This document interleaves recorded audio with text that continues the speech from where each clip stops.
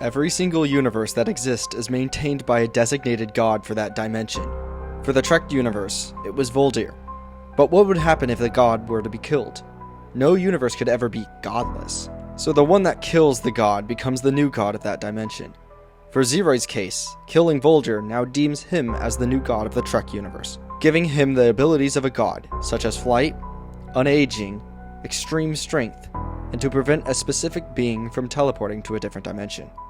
Zeroy charged towards the people on the island, butchering them like they were mere insects. Zeroy had single-handedly created one of the largest slaughterings in history for Kradons and Zephians alike. Few found refuge from Zeroy, but then another problem arose. All that were killed by Zeroy began to stand back up. The sheer energy from Zeroy was enough to bring back those that he killed to life, but they weren't the same they were before. They came back, growing large and disgusting. They were much larger in size, some being 10 feet tall and much stronger. They could barely even be called people anymore due to their horrible and foul appearance. They were named by the survivors to be monstrosities. The survivors all began hiding out in the ruins of the island, having to defend themselves against monstrosities. Zeroy was going around the island, searching every place for any people. The Kradons and Zephians got along quickly.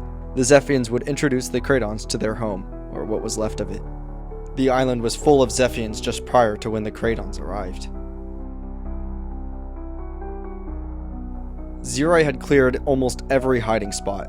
The Kradons suddenly had an idea that their best and only way to fight against the forces of Zeroy: Cap Industries, the factory that was transported on a chunk of land from Ozarka. The factory used to be the best funded company for the Kradons. It would make weapons that would shoot caps at deadly speeds. Even some certain caps could be flicked at deadly speeds as well. This would be perfect for the survivors. They set up a base at the abandoned factory and gathered all the weapons they could find. The monstrosities that would fight back were no match to the forces of the cap weapons.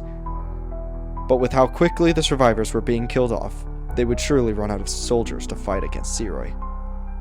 They then started to recycle the factory and reconstruct the machines within it to create robots to provide manpower for the survivors. These robots were extremely powerful, even capable of taking out multiple monstrosities at a time.